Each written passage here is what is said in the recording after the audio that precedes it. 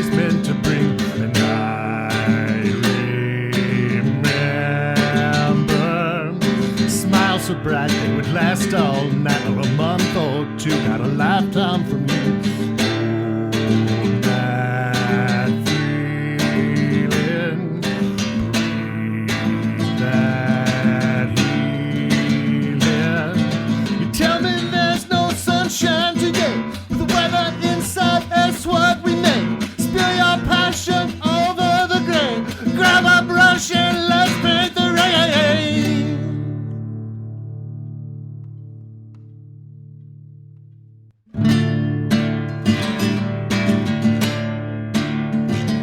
Sound and fury from the foolish, way to a mystery. Wake up, now we solved it, back a century. It's not up for debate now, replicability. And if the notion scares you, what do you think you need?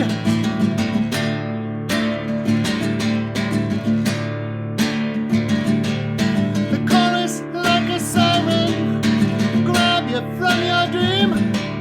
When every dog is howling, the brakes slam down on peace. Can't think for all the trouble, get sucked into the stream. They're doing it on purpose to get you to believe. But I remember communities cared for the bees, not just for the birds. It's our world, you goddamn fucking idiot. I remember feeling the soul of the world made whole of a nation, sense of the course we elect. That feeling, breathe that healing. You tell me there's no sunshine today, with the weather inside, it's what we make. Spill your passion over the grain, grab a brush and let's paint the rain.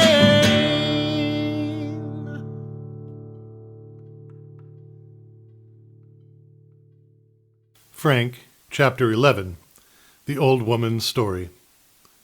Born to Evelyn Gomes on September 4, 1954, Eleanor Grace Gomes was also the daughter of then-President Dwight David Eisenhower. Evelyn had been an aide in the White House before she became pregnant, but the post of First Lady stood occupied, so Evelyn had been sent home to Tulsa on generous terms. Her family were scandalized until they learned of the settlement, then took them in with open arms. Eleanor had grown to become a great beauty and competed in pageants at the state level, taking home a trove of ribbons.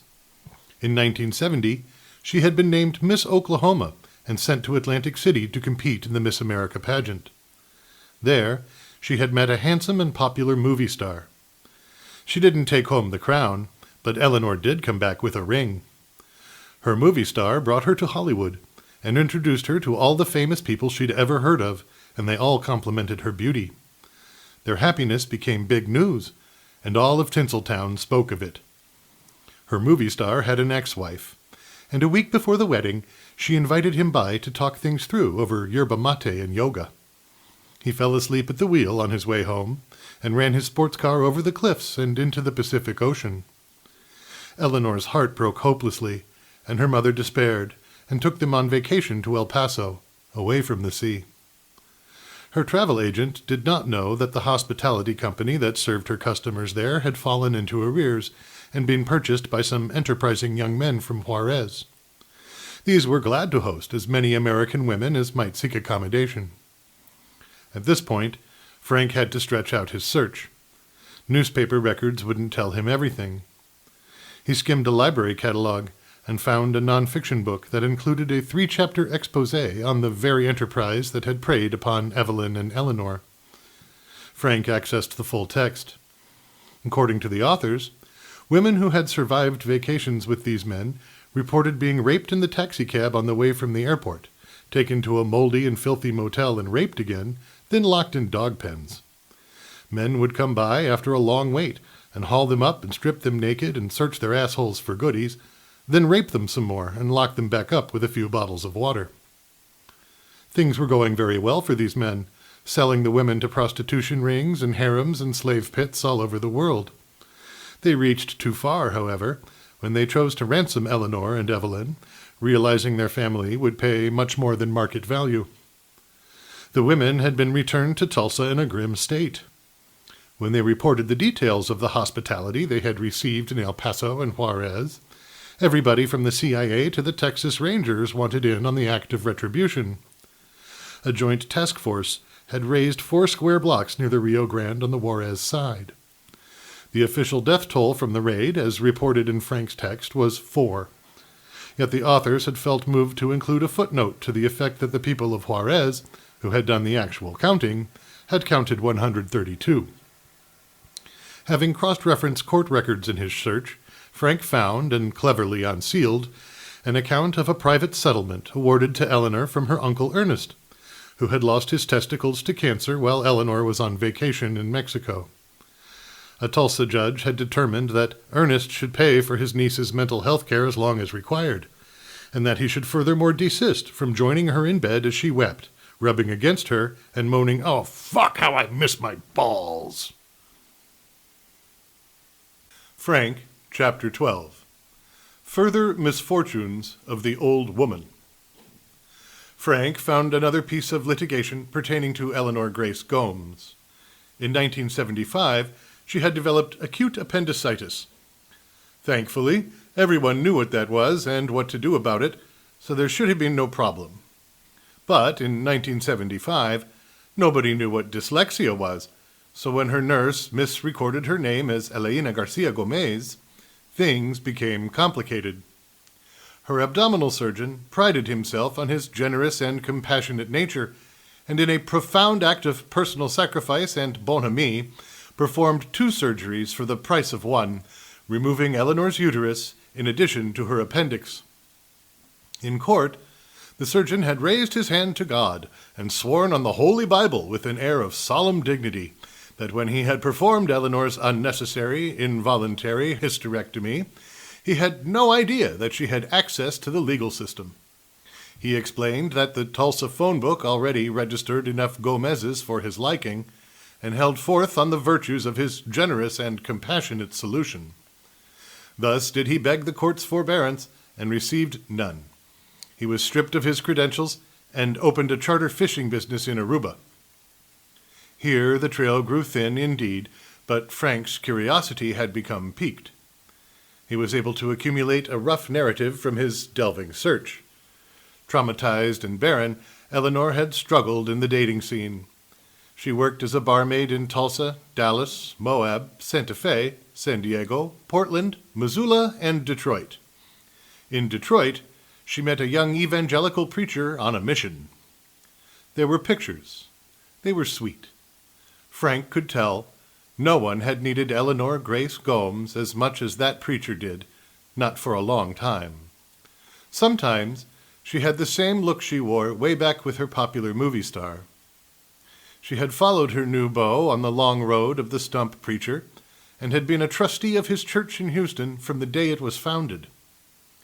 Frank closed his laptop and stood, making a fuss about it to warn his companions that he was coming. He sat where he could talk to them. Eleanor Grace Gomes. Frank made to look her in the eye, and when she looked back, the hospitality face was absent. She wore an expression with just a hint more curiosity than terror, and met his gaze. I searched you. Snap! There it was. Hospitality face shone firm as ever. Oh, what did you learn, dear? Enough. Frank tried to see her as the woman in all the pictures. When he looked at her that way, the hospitality face melted and Eleanor came out. Frank asked, Well, why do you do it? Oh, do what, dear? Help my wife, who stole your boyfriend. Or me, who will surely be prosecuted for his murder, though I never meant to kill him. Why do any of it? Why get up in the morning? Why put on the great big show, day in and day out? Hospitality face flashed in for a moment. Frank, if you want to know something, you ought to ask just as plain as can be. Frank smiled and blushed. The words came out awkwardly. Have you ever Thought about suicide? The old woman snorted, one big goober grinder that echoed from the windows of the cabin. Frank could tell Misseltits was trying not to giggle. Eleanor laughed heartily, then rejoined Frank. I've grown old in poverty and shame, with no uterus, always remembering that I'm a president's daughter. I've wanted to kill myself 100 times, but I still love life. That ridiculous weakness is perhaps one of our most pernicious inclinations. What could be more stupid than to persist in carrying a burden that we constantly want to cast off, to hold our existence in horror, yet cling to it nonetheless, to fondle the serpent that devours us until it has eaten our hearts? Everybody I've met has thought about killing himself, but only 50 or 60 I can recall have ever actually gone through with it. Eleanor's voice hitched, and her expression misted over in a manner that caused Frank to look away out of respect. She took that moment to herself and put her mask back in place. Best not to speak of such things, truly. Now, we're going to need our rest when we get to Iskandrin. Her smile said, Go away, louder than a bullhorn. Surprised by the revelations from their conversation, Misseltits made the rounds of the other mercenaries and their valets near the front of the plane. She asked if they had ever hated life so much they sought to end it, and returned looking hangdog. Eleanor gave her an inquiring look, and Misseltits responded. Well, 7 said of course they had, and the other 5 just stared at my tits and said not right now. Hello, everyone, and welcome back to this part of Frank the Novel, the podcast. We are here to discuss chapters 11 and 12, and I will just jump directly into it. My first word is whoa. Before we even get into the content, and we will, this seemed like a big shift in tone. The violence in the previous chapters was kind of borderline cartoonish. I don't mean that in a bad or critical way, just kind of appropriately exaggerated for satire, getting rolled around in a porta potty, 4 tornadoes, plus a hurricane, plus a blizzard, a good chuckle at, shooting an AK-47 out of a moving pickup truck. But these 2 chapters hit a lot harder. They seemed more realistic, for lack of a better word. Visceral, maybe. Was that intentional? I mean, maybe it's just me. And if it was, what are we supposed to take from it? Fair enough. These chapters in Candide are similarly visceral. I mean, Voltaire never even gives his character a name, even though she will be with us until the end of the novel. He just calls her the old woman. And she endures horrors very, very like Eleanor's. One meme that earned a place in my memory is a stock photo of an elderly woman wearing a smirk, and the accompanying text reads something like, never assume an old woman isn't hip. She's been around a long time. You have no idea what she's been up to. And that's how these chapters play out in Candide. The old woman grows tired of his presumption and lays it all out for them. She's the Pope's daughter and almost married a prince and instead got hijacked at sea, and the truly unpleasant stuff started thereafter. And it's difficult material, but it's real. When we fail to acknowledge the prevalence of human trafficking or racially motivated forced sterilization programs or in-family sexual abuse, or even the unpleasant dynamics of a one-sided romantic relationship, we strain our own narrative. We have to close our curtains, sweep things under the rug, and sing ourselves a little song until one day, wouldn't you know it, all that's left of us is our hospitality face. And I love Eleanor. She's one of my favorites. I mean, she always knows just what to say without me having to think about it. So the scenes that she inhabits write themselves. But I think hospitality face isn't the answer. I mean, if you keep smiling and trying to make sure everyone is comfortable, no matter what happens, then you open the door to any and all abusive behavior. I mean, when something sounds unfair or someone isn't being heard or it's clear that they're all cheating, we've got to stop smiling and frown and speak our concerns. And It's incumbent on us as members of a democratic society with free speech. I mean, it's the specific manner in which we impact the marketplace of ideas in order to drive things in a direction that best serves our own needs and values. I guess Eleanor learned to overcome her misadventures by pretending to forget them, or at least by pretending that she was someone that things like that never happened to, even though they did. And as a result, she is unhappy, and the misfortunes that befell her still await the women of the next generation. Folks can't see me nodding on a podcast, but I was nodding along to a lot of that.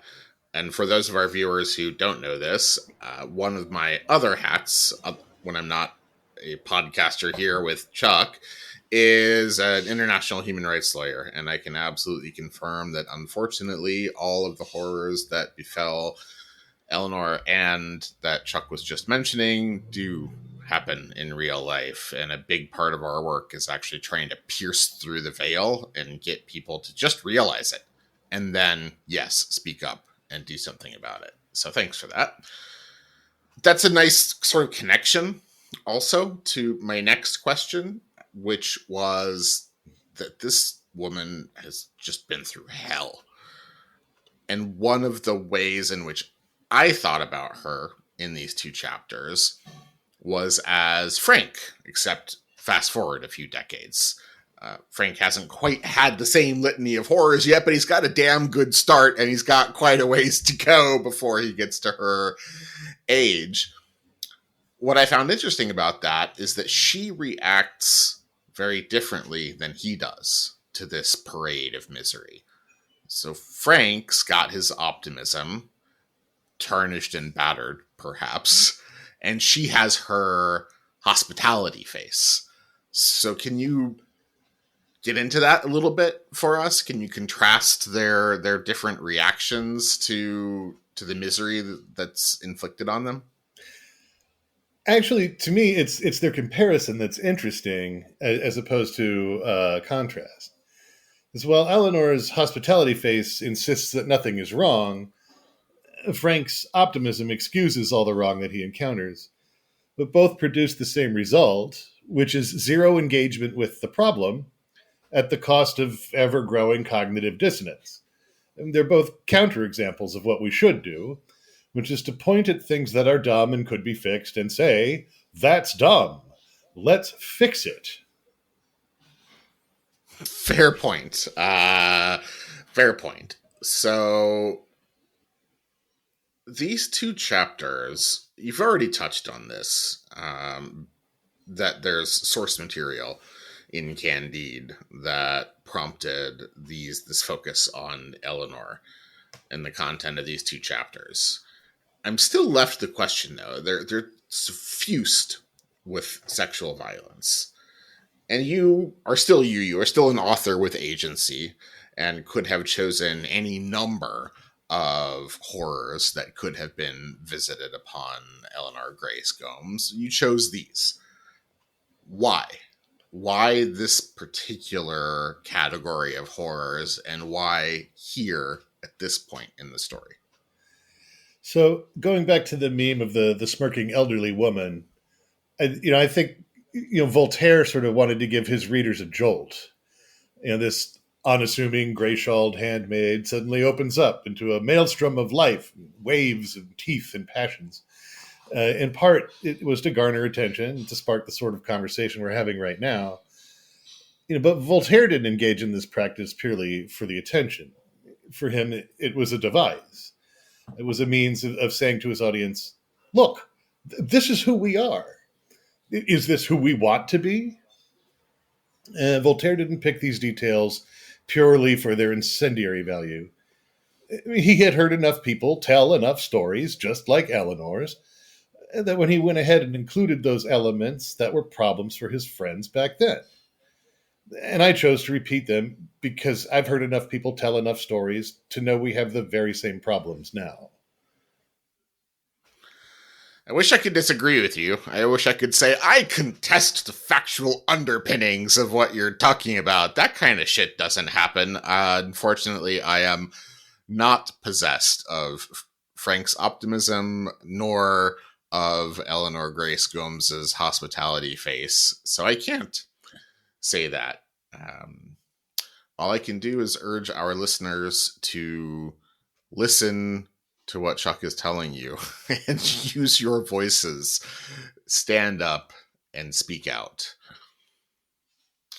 Slight shift here, and a question more about the characters. I have my own schema of these characters, and we've talked in past episodes about how that doesn't line up with yours completely, which is fine. That's the nature of literature. The author intends, the reader reads, and there's a gap there. That's how shit happens. I see Mistletoe as a more worldly character than Frank, someone with a healthier dose of cynicism, somebody who sort of quote unquote gets it. And I was therefore surprised that she was surprised about the prevalence of people who have suicidal thoughts there towards the end of chapter 12. So help me with that gap. Why is it that she is so surprised? Well, this is a trait that Mistletoe actually shares with her with her progenitor, Cunegonde, in that she's one of those people to whom the thought cannot occur. I mean, her consciousness is just constructed that way. And part of it is what she learned from her mother about being a person. And part comes from, waking up every morning knowing that she is healthy and beautiful and popular. I mean, she's worldly in the world she knows. And that world is always full of smiles for her. Yep, I think we can all probably think of somebody that we know like that. That's helpful. Thanks.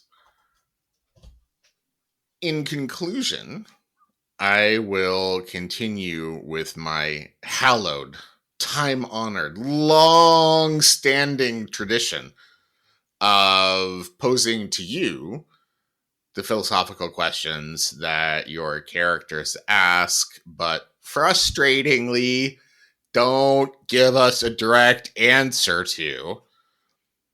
And I will quote, "I've wanted to kill myself 100 times, but I still love life. That ridiculous weakness is perhaps one of our most pernicious inclinations. What could be more stupid than to persist in carrying a burden that we constantly want to cast off, to hold our existence in horror, yet cling to it nonetheless, to fondle the serpent that devours us until it has eaten our hearts." Close quote. So to you, I say, is it stupid to love life? Is our desire to survive some kind of fundamental hypocrisy? These are Voltaire's words, and I repeated them here because I think they shine a rather clear light on this struggle. And that's the best anyone can really do. Is it stupid to love life? And no one can answer that question for anyone else, and I certainly won't presume. But engaging the question gives us a chance to parse our experiences, and maybe realize that there's something we can do to mitigate the bad or grow the good. As to our desire to survive, it's like one of the cognitive biases that we discussed previously. In fact, it's even more deeply ingrained. Regardless of its level of distress, even an amoeba will move away from harmful elements in its environment, seek sustenance, and take the opportunity to reproduce. Every organism has these instincts imprinted at the cellular level. So the desire to survive is the opposite of hypocrisy. It's hypercrisy. We are overly critical of threats to our survival. It's literally in our DNA. What is odd, rather, is the bizarre impulse to end it all. Cognitive dissonance so strong, we would rather forego all possible future experience than spend time processing the desperate frustration eating at our hearts. Wow. And it's not just a matter of maturity or coming to terms with what you did or accepting what you feel has been done to you. It's a matter of big dreams. A big dream is like a big balloon. If it takes off, you can go a long way, but if it pops, it makes a hell of a bang. You don't get that overwhelming cognitive dissonance unless your dream that popped was really big. And life ain't worth a shit without those big dreams, so it's a tough question. So, a follow up then.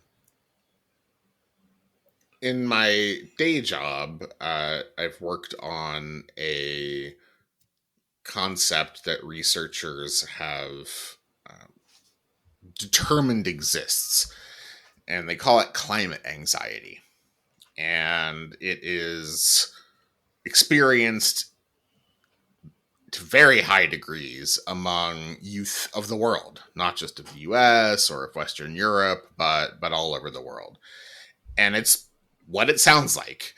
It's holy shit, the climate is in crisis, and pretty soon the planet is going to become uninhabitable, and nobody seems to be doing anything about it, and therefore, where is anxiety, depression, etc., etc. So that's the world without the cognitive dissonance that keeps us happy on the day to day. So I guess my follow up is, which is better?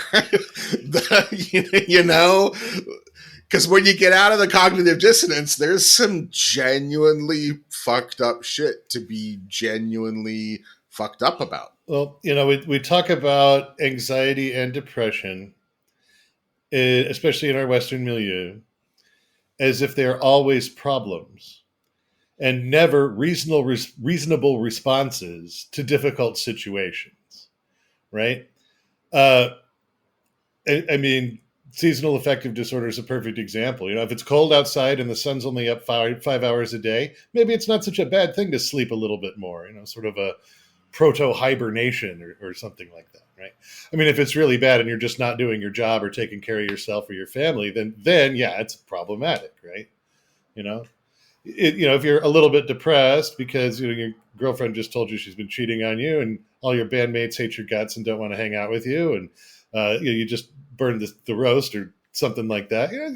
Feeling bad is a natural response to those those occurrences. But if you wake up every morning and you just can't get out of bed, then it's risen to the clinical level and you got to do something about it. All this to say, we should feel anxiety about climate change. It is the natural and correct response. That's our bodies telling us that we need to use the energy coursing through our veins to address the problem. Climate-related anxiety is not a disorder or an imbalance. It is a reasonable response to the situation. And we need to be putting that energy where it belongs, which is directly countermanding the people who are fighting change and trying to preserve the status quo, specifically along the lines of energy production and consumption. And the materials that we use and fail to reuse in our daily lives, and then the idiotic television commercials that come on telling us that everything's going to be okay because don't worry, the America's plastic manufacturers are on top of it. No, they're not. But don't buy the hype. Feel anxious. That's I think is my takeaway. Amen to that. I think that concludes our questions for the day. I will, however, close by saying two things. One, feel free, as always, to write into us and express your horror, distaste, joy at the content of the book and or our discussion of it at commentary@frankthenovel.com. Once again, that email address is commentary@frankthenovel.com. The second thing I want to say is we have discussed a lot of tough issues and tough concepts today.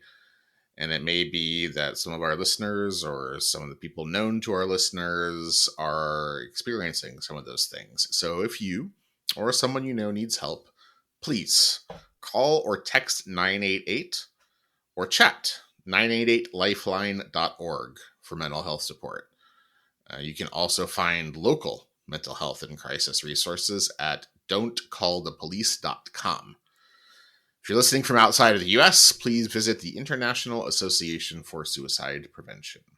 Thank you very much, and we will talk to you next episode. Take care, folks. Of yourself and others. Yes. Spill your passion over the grave.